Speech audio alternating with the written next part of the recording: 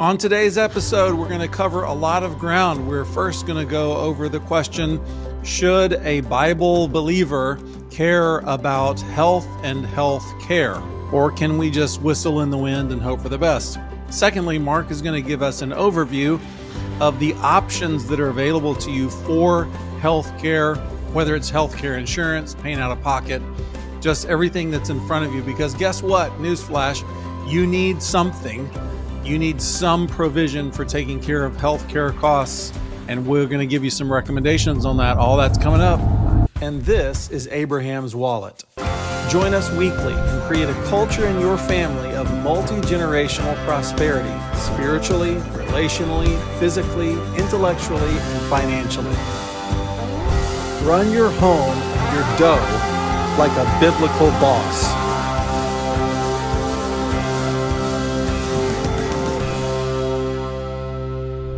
Well, before we dive into this week's content, I want to give a warning to the people. I'm sitting here, I'm looking at my notes that I've prepared so I can walk us through the intricacies of insurance for medical insurance. But I'm also looking at a little number that tells me the internal temperature of the 6 racks of ribs I am currently smoking. And when that number hits 160 degrees, we'll be taking a momentary break in our broadcast for me to wrap them in foil, add some brown sugar and Coca-Cola to them, and then put them back in the smoker. Fascinating. First of all, let's see it. You can see here, this is the Traeger app. It says the name of my grill, which is Patty Meltonmouth. Okay. And it says all the relevant statistics about what's happening. Interesting that you're smoking ribs. I too am smoking ribs at this very moment. But what? But yea, verily, not on my smoker, on my good friend David's smoker down the street. And my deal with him was, I'll give you 2 racks of ribs. You smoke them both, and I'll let you keep one. So he was okay with that deal. So that's a great deal. Let's jump in. We're calling this episode Health and Healthcare, I believe. I'd like to start with just the topic of health because I always have this memory of our mutual friend, Chris, with whom I lived in college. I don't know where he got this philosophy, but Chris was overweight and in poor health in college. He's in much better shape these days, in his 50s. I remember him saying very clearly that he didn't care about his body at all. My body is irrelevant. I'm not going to give it any attention. He spent most of his energies on Dr. Pepper and Taco Cabana in college. And I'm guessing he wasn't drinking the wonderful zero sugar version that I'm enjoying right now. No, I don't believe so. That leads to other health problems. But I remember thinking, Chris, I'm not so sure that that's really a biblical idea. Let me just say on the outset, if you don't know this, that America and America's culture is super unhealthy. So you might not know this, but 42% of Americans are obese. So that's not the only, you can be unhealthy in several ways, but that's a very easy metric for health. And because of that, we know that obesity leads to all sorts of other things, including heart disease, which is a massive problem in America. The estimated health cost of obesity is right around $175 billion a year. Remember, we recently did an episode with Shane talking about his weight loss, who, by the way, I meant to give the people this update anyways. Shane, who people have become interested in after that episode, has now crested the 100-pound mark and is continuing to drop weight. And now he and I are in a race. Now we are now neck and neck with my old friend who I always thought as, well, Shane's the fat one and I'm the regular one. And now we're the same size. So that's troubling for me. Anyhow, one thing that we went over is how health costs have changed for him as he's lost weight. And of course, the amount of money that it will require to maintain his body and to maintain his health goes down dramatically when you lose weight because everything works better in your body. So those things are really connected for you. If we're going to get into talking about healthcare, I would say one major thing you could do for healthcare is to lose weight. And if you have to outlay a couple of bucks to join a gym or to start taking classes because it makes you accountable to lose weight, that's worth the money. You talked, Mark, recently about that we can go overboard thinking, well, if it says organic on the package, it's definitely good for me. Yes, we can go overboard. However, if you have to spend a few extra bucks to buy high quality food instead of pre-packaged, saturated everything food, we know that money is worth it. You get that money back in the long term if you are losing weight and eating healthily. Okay. I just throw in, when we're talking about spending money to maintain your health, spending money to lose weight for the average American is money well spent. The average annual premiums in 2022 that people spend on healthcare insurance, they're $7,900, a little over $7,900 for single coverage. And for a family, the average premium is about $22,500. So actual healthcare spending is around $12,900 per person. So if you think about that, then if you got a family of four, you're getting a bargain at $22,500. The fact is, you are spending money this year on healthcare, whether that's in insurance or you're spending money out of pocket for health needs, healthcare. It's part of all of our lives, and it's something that we need to look into and take seriously. I just wanted to hit right up front before we let you kind of go with numbers and practicalities, Mark. I wanted to talk about, biblically speaking, should Christians care about health? Before I Yeah, launch into that, is there anything you want to say up front? you might have just heard those numbers and say, I don't spend anything close to that on healthcare and I have insurance. Those numbers include what your employer spends on your insurance. So Right. a lot of people, if they get healthcare through their employer, don't feel that in the same way. But I guarantee you, your employer feels it and would be happy to pay you a whole lot more money if they didn't have to pony up for insurance. So just don't write us off because you think those numbers sound crazy. The only other thing I'd say is I've been reading some Bible stuff that touches on this just in the last 2 days, so I'm Oh, really excited to hear what you have to say. when we're asking the question, should Christians care about health? I think there's probably been a dramatic upsweep in that interest in the last few years. There's just kind of an interesting thing happening with Christians in general. John MacArthur's People just made a movie. It's just come out last night. It's called The Essential Church, and it's the story of how they opposed the California government during lockdowns and said the government can't tell us when to meet as a church, and they ended up winning that. MacArthur says the reason we made that movie is because we want to encourage other pastors that the next go around, the next time this happens, we want more churches to stand. And I think that's interesting culturally because I think Christians more and more feel that we are outside of the mainstream. And I think more and more we kind of feel ownership over our food and I hope our health. But in case that's a question for you about the undergirdings of is there a biblical foundation, I'll just throw out a couple of verses here. 3 John verse 2 says, Beloved, I pray that all may go well with you and that you might be in good health as it goes with your soul. Your being in good health is what God wants. He wants you to be in health, body, soul, and spirit. Okay. 1 Timothy 5:23. Don't drink only water, but use a little wine for the sake of your stomach and your frequent ailments. Wine was used as for medicinal purposes back in the day. It was safer than some of the water they could come by. And I only want to make the point here that we care about health. It's God wants you to be healthy, and the onus for health isn't all on God. So Paul gave Timothy, let me make some recommendations for you, as I'm sure you're taking care of your health, Timothy. Why don't you kind of consider drinking a little wine?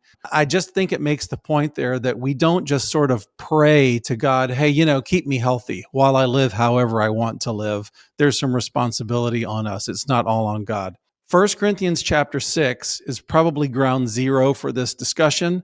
It says, "Do you not know that your body is a temple of the Holy Spirit within you, whom you have from God?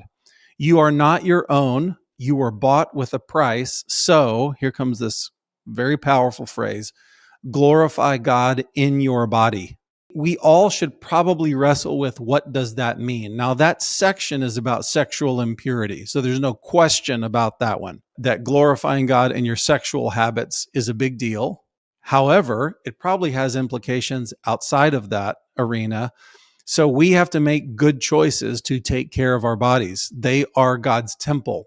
What does it mean that our bodies are God's temple? One is that if you think of the temple, the physical temple in Jerusalem, what was that thing? Well, it was something that was made by people for God's honor. So God didn't build it, nor was it God's job to sweep it up. It wasn't God's job to bring in fresh bread.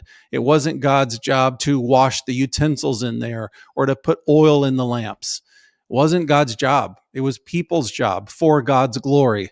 So what do you think it means that your body is God's temple? Well, there's a profound thing that this, again, this is a New Testament writer, Paul, who's writing this. There's a profound thing to say God, at one point, his spirit actually resided in the temple, and now his spirit resides in you, and you're given this body as a temple of his.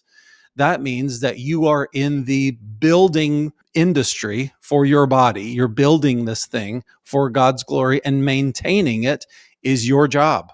So what does it need when it comes to water and nutrition and food and sleep and keeping out impurities, etc.? That's all on you. It is on us to actually do research as much as we need to. What should I be eating? Is the food that I'm eating clean? Is the water that I'm taking in clean? Am I getting enough sleep that serves this body? Because this body is a temple of the Holy Spirit.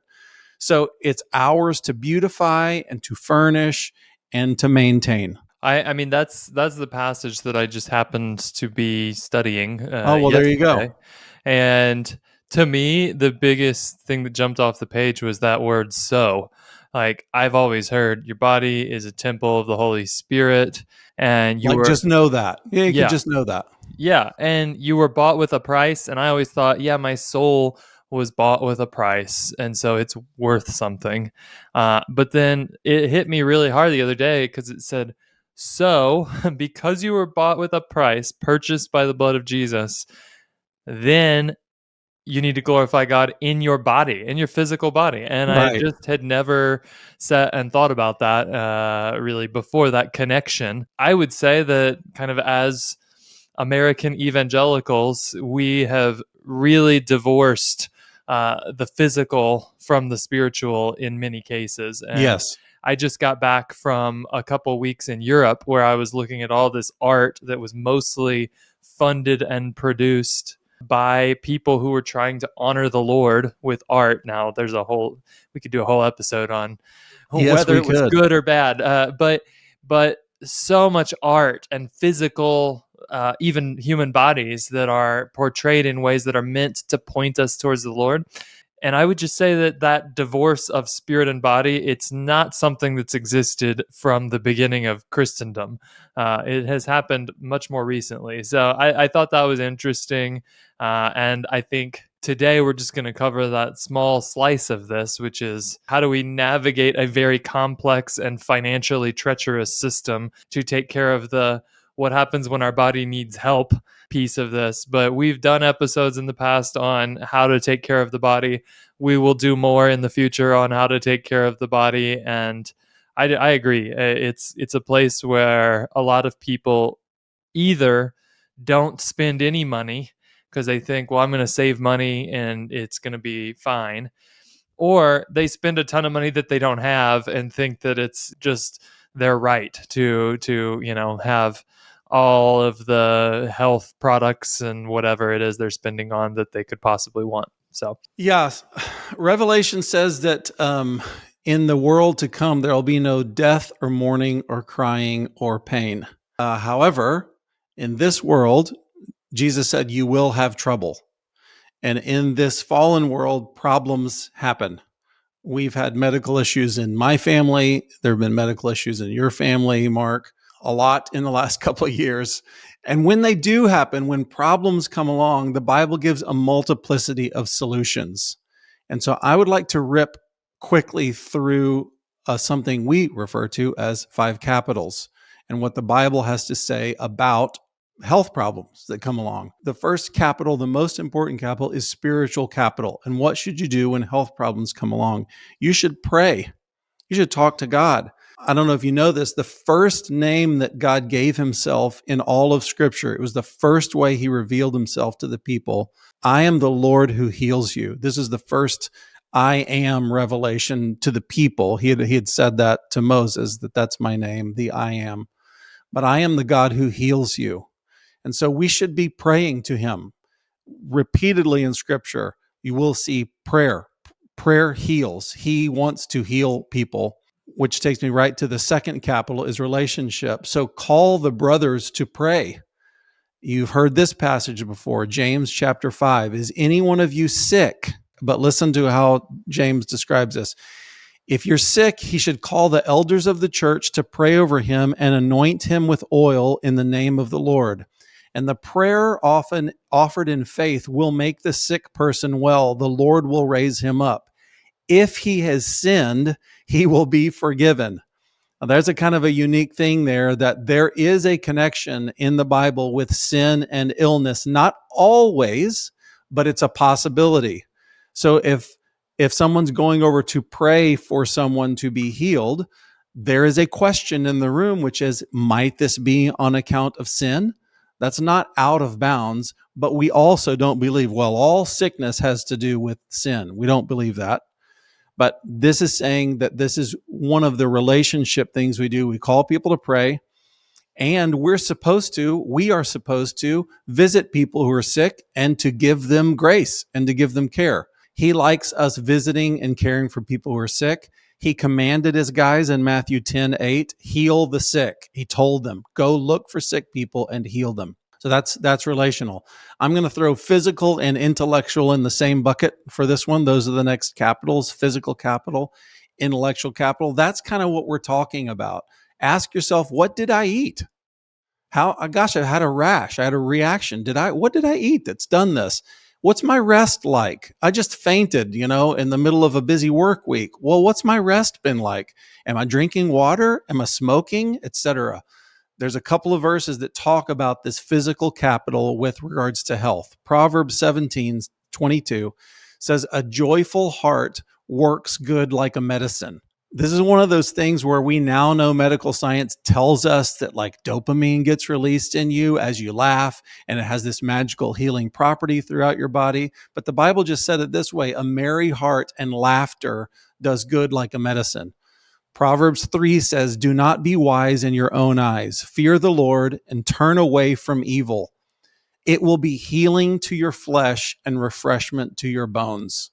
So seriously, use your intellectual capital. If the Bible says that fearing God and turning away from evil will help heal your flesh and bring refreshment to your bones, please ask yourself that question.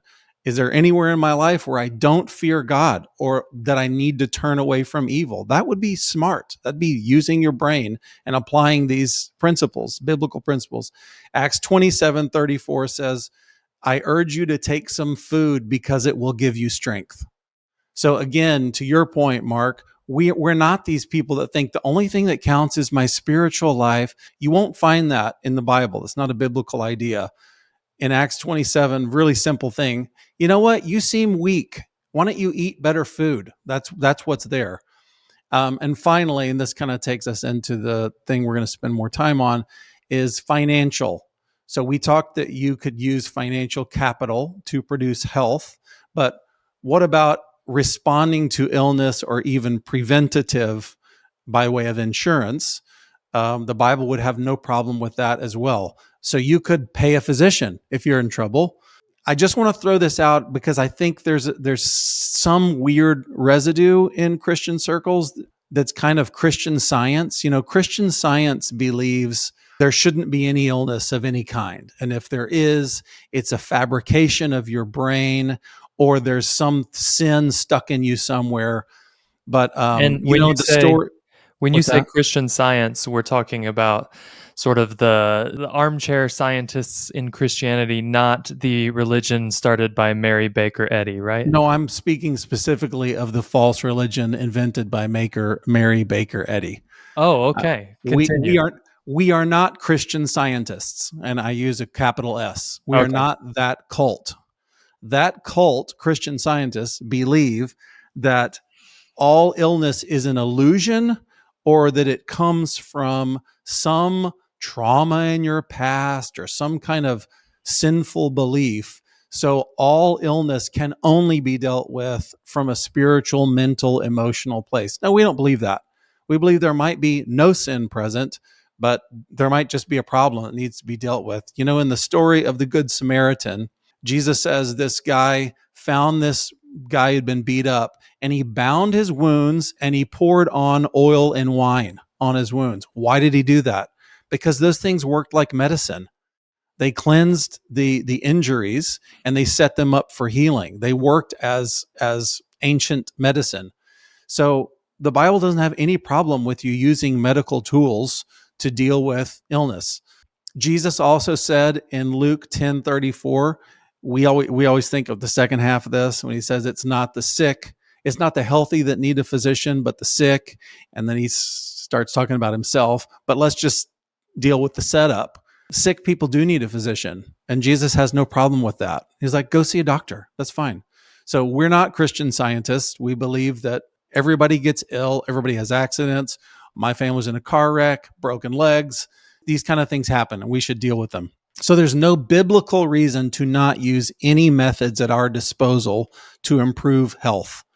All right, let's use that as a jumping off point, Mark, for getting into the discussion of, okay, if a Christian is well within their rights to do preventative health care or to deal with illness, what are your thoughts on how to best do that? Is it a scam to do health insurance? Talk us through some of that. Yeah, so it's a good question. I think, unfortunately, healthcare expenses are one of the only things that I see that can take a financially rock solid family and run them straight into the cliffs on the beach and blow their whole scene up. So, somebody who's doing everything otherwise quite well, but has no health insurance, could go bankrupt even if they have a couple $1 million in the bank in the wrong set of circumstances when it comes to healthcare needs. That's exactly And, right. we would, if it was you or I, we would tell someone if they said, well, I have no health insurance and my child has cancer and the treatment's $2 million, we would say, well, you got to figure out a way to scrape that up, because we do think that life is certainly worth more than money. So most of us, if that was our family and we're thinking about our kids, we'd say, well, yeah, we'd spend every dollar we have to take care of our family. That's right. It's something that can cost a lot in our country. Yeah, let me just say a word about that, because you hear from time to time, you hear people lament the world that we live in and the state of healthcare in America. And I know that things are a little crazy, and you might address this, how the insurance scene that we live under really inflates prices. But when I hear people wringing their hands and saying, isn't basic health care a human right? Shouldn't if something goes wrong, shouldn't someone take care of? We have all this medical technology, and if I come down with something, shouldn't someone take care of it? And I just go back to think to, life on the prairie or life in Bible times. And if somebody goes to the effort to become medically educated and they move into a town and they go, guess what, you guys, you now have a doctor in your town because I can do that. Do you think the assumption is, well, then you should just care for everyone's medical needs and live off the berries that you find in the forest? That doesn't make any sense. Obviously, medical care is like anything else. A worker deserves his wages. So I would like for us to get off of this kind of socialist mindset that basic healthcare is a human right.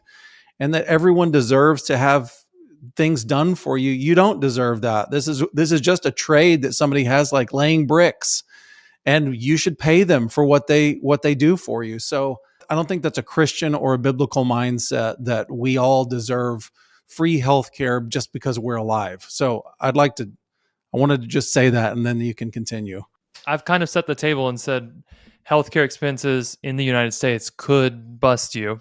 And that means that almost for everybody out there, even extremely wealthy people, I recommend having some form of health insurance. And there's a few options. I think our goal today is to cover three or four of the most popular ones and give Yeah. you some of the pros and cons, because a lot of the people that listen to this podcast want to, for example, start a business. And we'll talk about this in a second. But the most common way that most Americans get their health insurance is they go get a job working for somebody that provides health insurance as a benefit.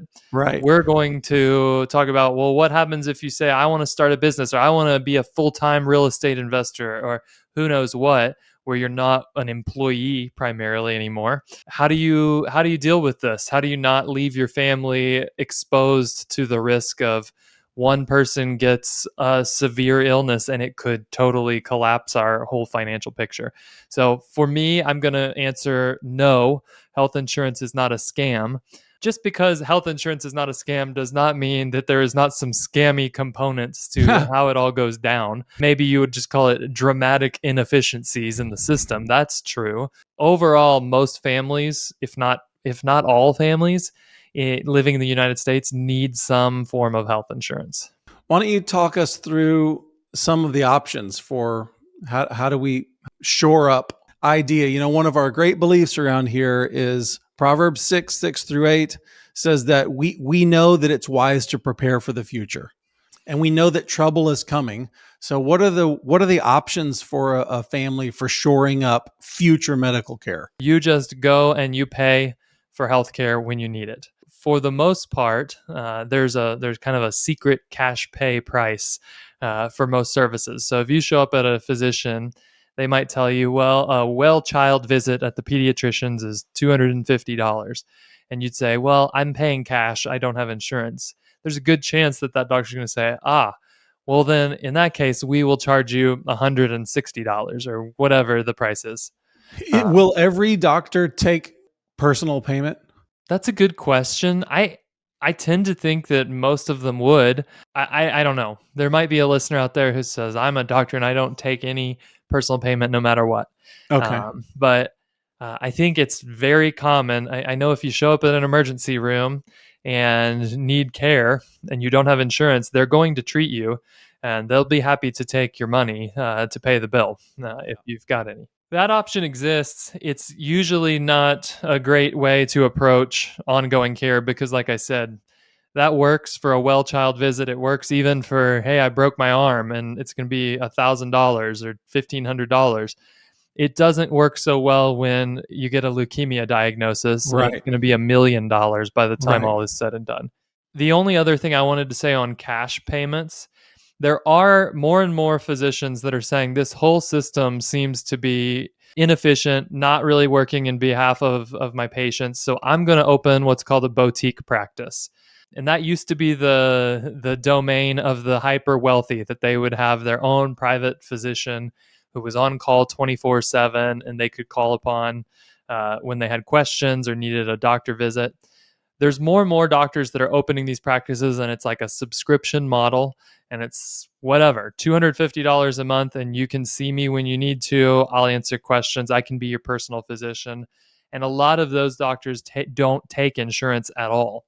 That's an option. What I will say is they're not going to be the ones that help you in the event of those super catastrophic circumstances. Maybe you're going to get to this, but when you mention like the leukemia diagnosis, aren't there some insurance plans where it's just catastrophic care? Yeah, and we're going to talk about that for sure. Yes, there are plans that it's just to cover you in the event of those really big deal situations. But for most people, you might end up wanting to go to a boutique practice that's cash only because you have some kind of specific needs or you found somebody you really like and that's how they operate. A sidebar, I will say be careful. There's some awesome doctors who that's how they work. And then there's a bunch of people, really kind of hucksters, that's how they work. And they want to sell you a lot of things and give you tests that you don't need. So be Yeah. careful in that space. I see a lot of money that's flushed down the toilet in those circumstances. For most people, you're going to want some form of insurance or insurance like solution that can cover you for your ongoing healthcare needs. The options on the table. We talked a little bit about employer provided private insurance, and I'll just mention three things that you might want to look for, because a lot of you are still in a spot where employer provided insurance is what you have available, but usually you have some choice in what type of We like insurance. tips. Give us some tips. There's three main types of insurance programs that are popular right now in the US. One's called an HMO, one's called a PPO, and one's called an EPO. Have you heard of these, Stephen? I don't think I've heard of EPO. Yeah, EPO is one that less people hear of, but you've heard of HMO and PPO. I sure have. All you really need to know is that HMOs are smaller networks, usually owned, sometimes even by the insurance provider, but they usually cost less. And you can think of it as you're more limited in who you get to choose as your doctor. They really push you hard to operate within their small network of providers.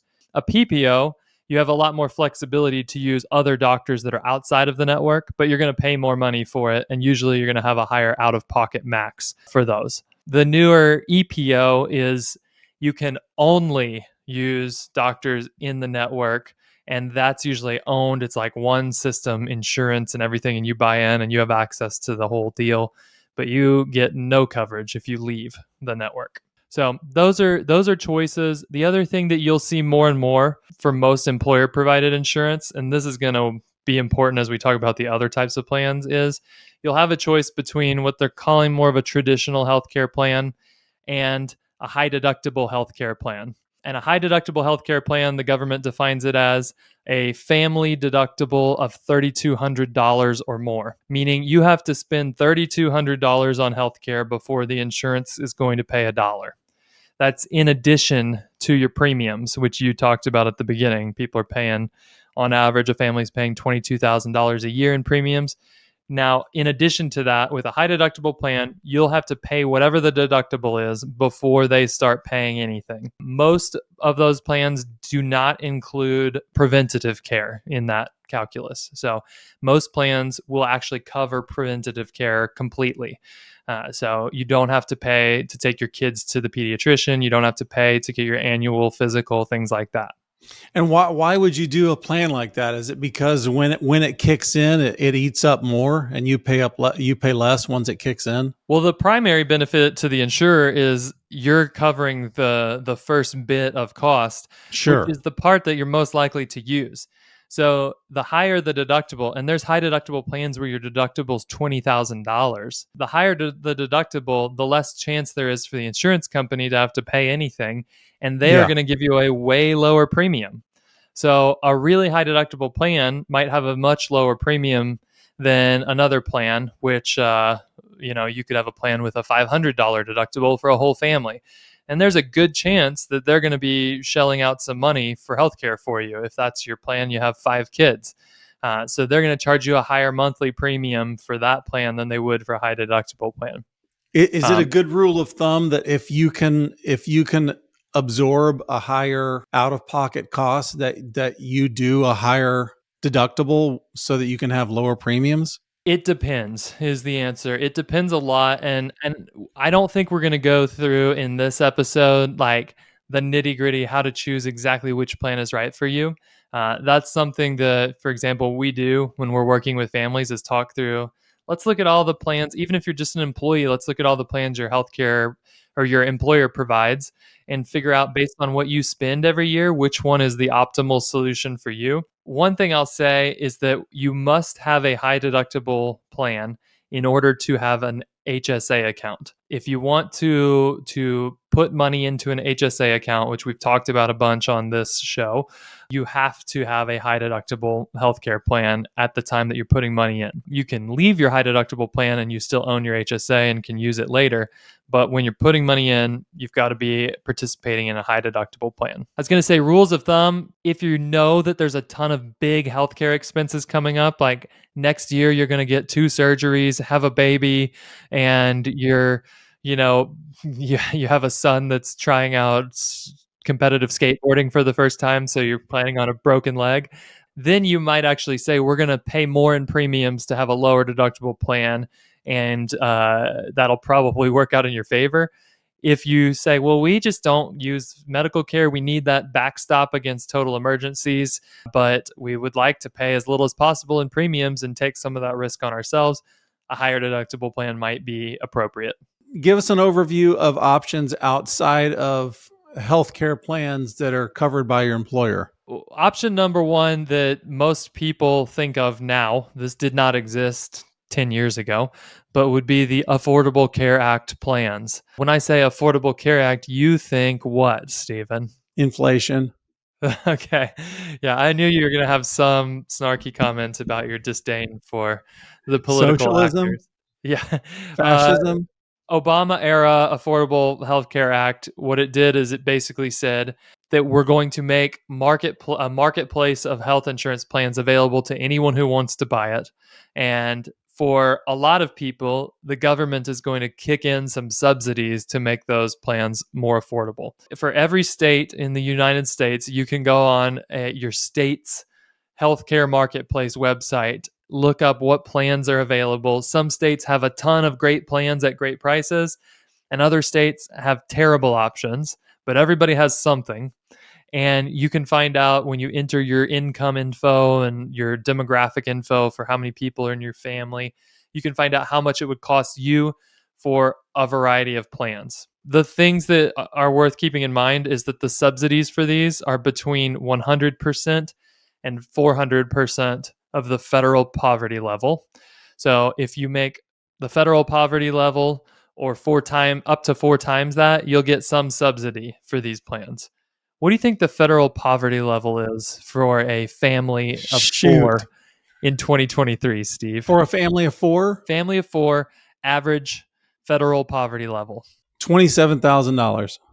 Did you cheat? No. It's $27,750 for family of 4. Yes. That is why you have been a guest co-host on the Abraham's Wallet podcast for so many weeks running, because you come Incredible. Yeah.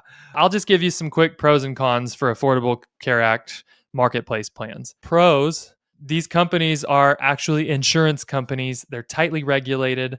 They have to cover pre-existing conditions. So you can show up to one of these plans in the middle of stage 4 cancer, and they can't change your coverage prices. You can go buy one of these plans and you'll be covered. That's one of the, I would say, for most people, good things that came out of the Affordable Care Act is you can't lose your job and then suddenly be unable to acquire health insurance. These companies are adequately capitalized to cover catastrophic expenses. So we're going to talk about health sharing plans. And this is one of the cons of health sharing plans, is that I'm not convinced that very many of them could cover if a whole bunch of people in their network had huge health expenses all at once. And for families that are inside of that subsidy band that we talked about, so between $27,750 and 4 times that amount, subsidies can cover a big portion of the cost of an Affordable Care Act plan. The average monthly tax credit that families get is about $500 that you buy these plans, so it's not insignificant. And if your income is below 150% of the federal poverty line, you can get 0 premium plans in most states, so free healthcare plans. You're a candidate for subsidies if you make $110,000? That's right. So how stupid our government is with money, I think, is what's illustrated there. Well, check the price on these before you get too excited, because you might get a subsidy, but you're still shelling out some big bucks for that plan. Sure. Yeah, we're all shelling out big bucks for that. That's right. Couple other things to keep in mind. It's easy to get an HSA eligible plan on most of these, so you can do that. And like I said before about employer covered plans, preventative care is covered in almost all cases. So those are the pros. What are the cons of going to the marketplace and buying a plan? Depending on your state, they can be super expensive. So $1,800 a month for a family is not unusual at all. And some states don't have a great network of plans and providers. So you might see that my only option, I can see these 3 doctors and they're all, graduated from medical school of the Bahamas, and I don't love it. Not everyone qualifies for the subsidies, even if you're inside of the income band. So you would not qualify for any tax credits if you are married and filing taxes separately. So if that was your case, that would be it. I thought it was funny. The IRS said if you refuse to file income tax returns, you don't get the subsidies. It's like, well, yeah, because that leads to the third group of people that don't get subsidies, and that's those who are incarcerated. So Oh uh, gosh. if I don't know, I would be delighted if I found out that there's an Abraham's Wallet like listening party on Wednesday mornings at the federal penitentiary that guys get Okay, that together. would be incredible.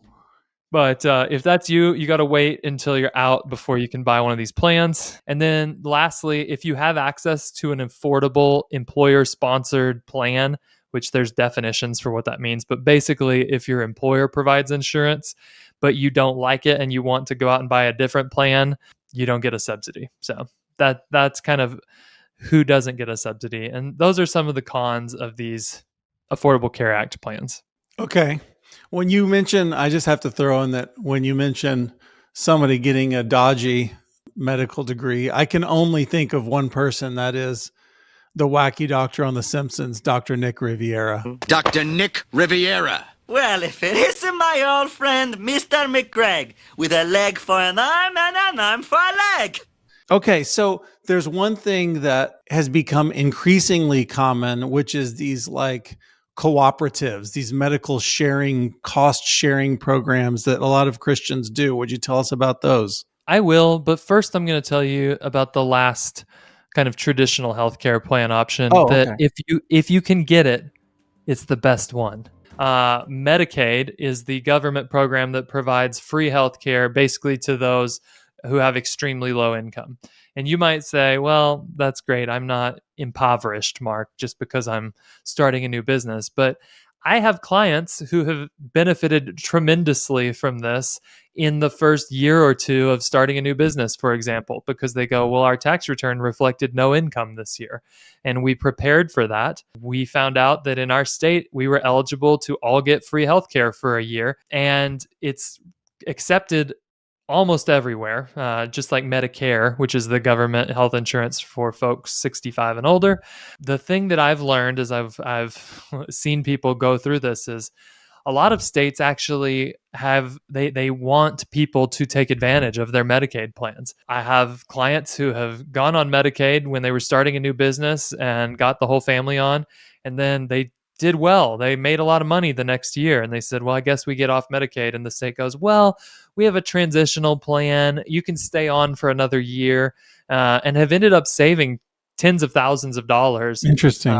So every state's plan is a little bit different, but all of them have to offer it up to at least 133% of that federal poverty line. So if you're making 133% of that, it's worth investigating. Would my family qualify for Medicaid? Some states offer it at a much higher level of income for children. So you might say, well, I can leave my children on a plan like that and I can go purchase a plan myself that would be less expensive than the whole family. So check into Medicaid, especially if you're in a transition period where you happen to be making less money for a year or two. I think a lot of our audience might be curious about is what you mentioned, these health sharing plans. Yeah. So there's first thing to say about health sharing plans, they're not insurance. So the government and the IRS does not consider them to be insurance, but they work a lot like insurance for most people. So they all are a little bit different. Some of them almost exactly function like an insurance company where you pay a monthly amount. And when you have expenses over a threshold, they start kicking in and helping you cover those. Others are really interesting because you pay in to be a member, and then when you have a healthcare bill, you submit it to the company and they send you Once they approve it, they send your healthcare bill to someone else in the network, and those people will send you a check directly, and that counts as their premium for the month. Right. And there's all sorts of kind of setups here, but there's a few kind of pros and cons that I would say apply to most, if not all, of the health sharing programs. The biggest pros, they are less expensive on a monthly basis, and they will cover most of the big healthcare needs that could sort of bankrupt a family. Little asterisk there. A lot of them you have to either buy a separate plan or buy an add-on in order to cover what they consider catastrophic expenses. So depending on the plan, that could be as low as $100,000 up to like over $500,000. But there are, like we said, there are healthcare situations that can cost you more than $500,000. So if you're thinking about doing a health sharing option, 100% you should add on the catastrophic coverage, Makes because sense. that's really the most important thing in my mind. Is we can use debt, there's all sorts of ways to deal with $20,000 Yeah. of expense, but it's very hard to deal with $1 million of expense. That's really insurance. That's like healthcare insurance, the same way that you'd have flood insurance on your house, or you'd have insurance for in case some horrible wreck happens and I need to take care of someone else's medical bills. If you pass this threshold where it's costing hundreds of thousands of dollars a week for the kind of care that your family needs, that's impossible to think of you spending that money and destroying the family wealth. This is why insurance exists, because that's a possibility. I can take care of myself. I could have a brain injury, have all kinds of medical bills. I have to have something, a rip cord that's outside of my family's wealth. And that's what insurance is for. Would you agree? I think about that with all types of insurance, because a lot of people start talking to an insurance salesperson that if you've repriced your homeowner's insurance recently, which you should do every 2 or 3 years, it's funny how the insurance salesperson sometimes starts saying, well, we could add this on and it's only $500 if you get your big screen TV stolen, we'll install a new one for it. And I'm thinking, that's not going to bankrupt me. I want to be absolutely not hoping that I use the policy. It's just like with life insurance. Like, yeah, if I die, my family's going to get a big chunk of money. But I'm Right. hoping that doesn't happen. Right. It's there to protect against a really bad situation, not to provide something that you go, well, that's kind of nice that happened. Totally agree. The disaster coverage is important there, and that's something you might have to add on additionally to a health sharing plan. For a family of 5, I often see families paying, for example, $300 to $400 a month for participation in one of these networks. So that's cool. Much less than they would spend to be a part of traditional insurance. Another pro, you can receive care generally from any doctor. So in some cases, the program will kick back a little bit smaller percentage of the coverage if you go outside of their network of preferred providers. But a lot of the networks just say, we don't care who you use. You're, in the eyes of the provider, you're paying cash. So we don't care. Use any doctor you want.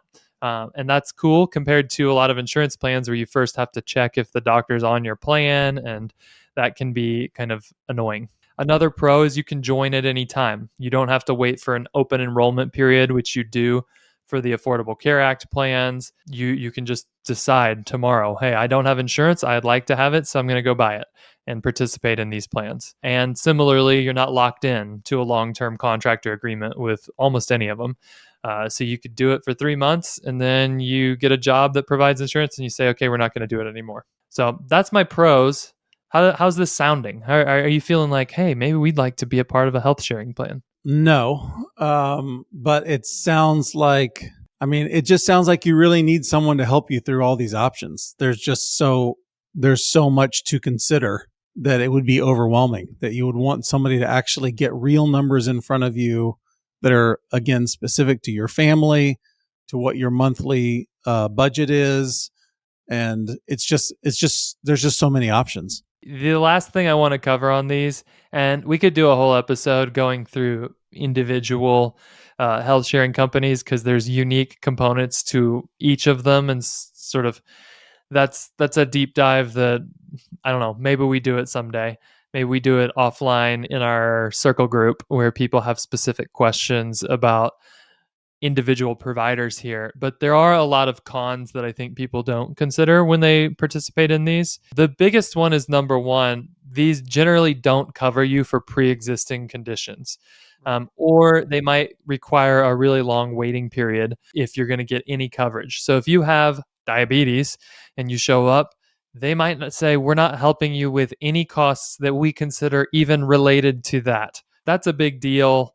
You know, I talk to people all the time who are doing everything they can to keep a healthy body, and yet they have a diagnosis that somewhere in the back of their healthcare chart could be used to say, well, this diagnosis we think later on caused this problem, and we're not paying for any of the coverage. So that's a big one when it comes to these plans, and it's pretty important to make sure that's not you if you're going to go through a health sharing plan. The second big one to me is they don't cover routine preventative care in most cases. That's not a big deal because most routine care you can pay for out of pocket. It can result in foregoing important care, either for your kids, where you go, well, they're not sick, so we're not going to go to our normal doctor visits. And the data would say that results in problems. Obviously, most of the time it doesn't. But once in a while, something important gets missed and it has impact. So routine care, you need to really ask yourself, am I going to spend money that I'm not forced to spend to go take care of routine preventative care if I'm going to do this? If the answer is no, I'd probably skip it. Then these might end up costing you more in the long run because something gets missed that could have been caught. I talked a little bit about this, but these are not actually considered insurance. So you don't get those Affordable Care Act subsidies. A big one for business owners is you can't take a insurance deduction for what you pay into a health sharing plan. So if you're a business owner, you can deduct what you pay in healthcare premiums, Right. but not for a health sharing plan. So that's a big change in cost, and sometimes that lowers the traditional plan's cost by quite a bit. Clearly, the government's attitude about these things is you're not playing the game the right way. Yeah, to some degree, I think that's true. That there's an incentive that they have to protect their humongous medical establishment system. Yeah.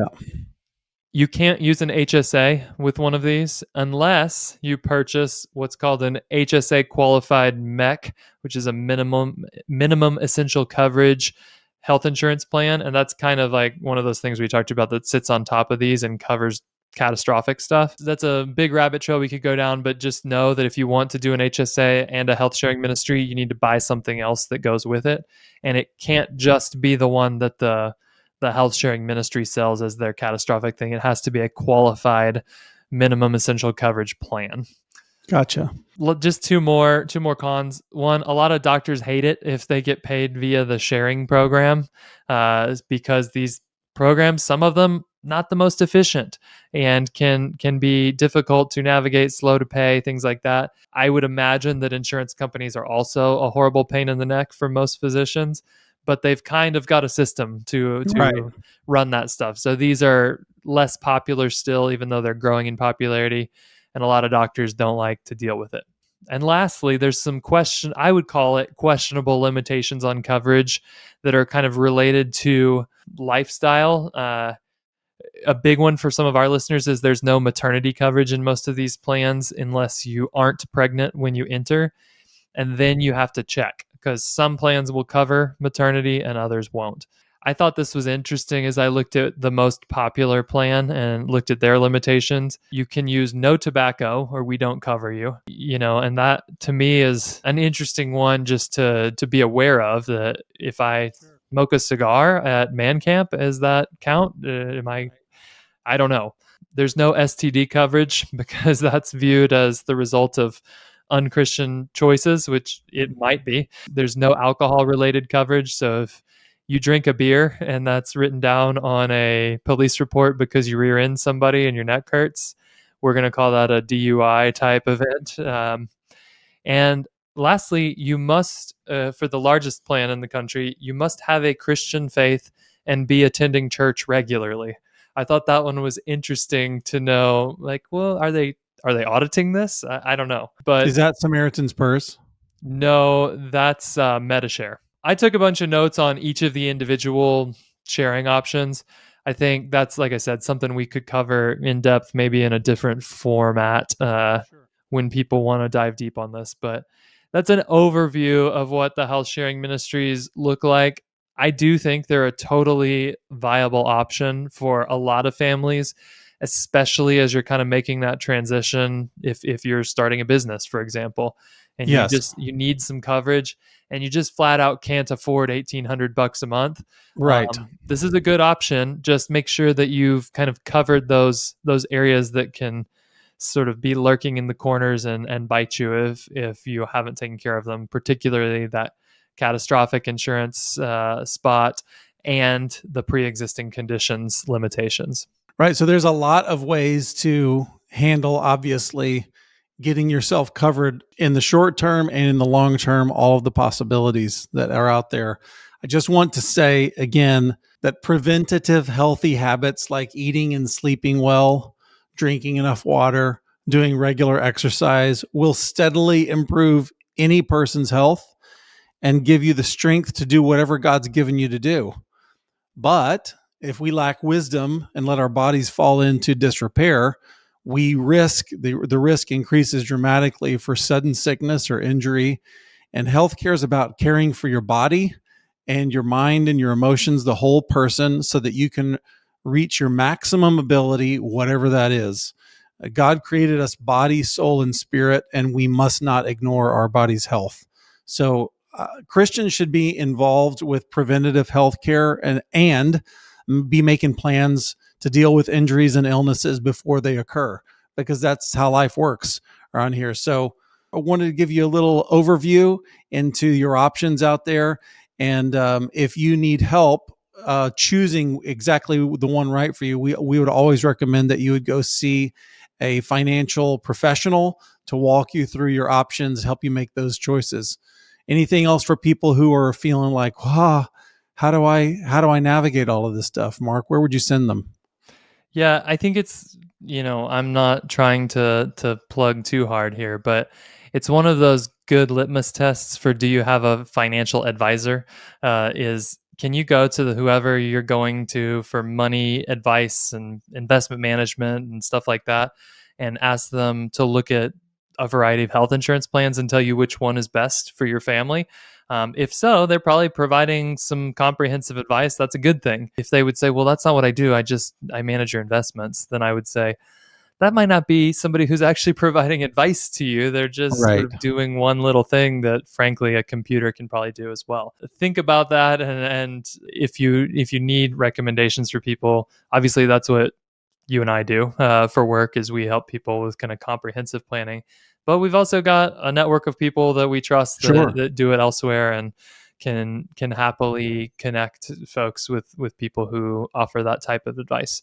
So I think it's a treacherous area to navigate. It's not straightforward. You can paralyze yourself doing over analysis on this, Yes. but I would say that we tried to give the high level, and hopefully you feel a little more equipped to at least understand the landscape and make a decision that works for your family. And I would encourage you to put something in place, but then act in confidence and not lose too much sleep over it once you've chosen a plan that seems like it's suited for your family, because you can always pivot if it's not working well. And back to your earlier point, how often do you think that people should be reviewing their situation? Well, if you're an employee, I always say there's open enrollment every year, and we're doing this podcast in July. It'll probably come out in August or September. Open enrollment usually happens in October or November. That's a good time to just look at the healthcare plans, and don't just look at the plans and choose it based on the premium or whatever. Look at what you actually spent on healthcare and say, would we have been way better off with a high deductible plan, or should we have chosen a lower deductible plan and a higher premium? So Right. every year is a good time to at least ask the question. But the other time people tend to really dig into this is when there's a big change coming. So we're having a baby, we are starting a business, we are moving. So all of Yeah. those things are times when it makes sense to just check in and make sure whatever you've got going still works for your family. Hey, if you liked this content, be sure to like it and subscribe and share it with somebody. And remember, no matter how you're doing and leading your family, God's love for you is huge, and His grace is granted.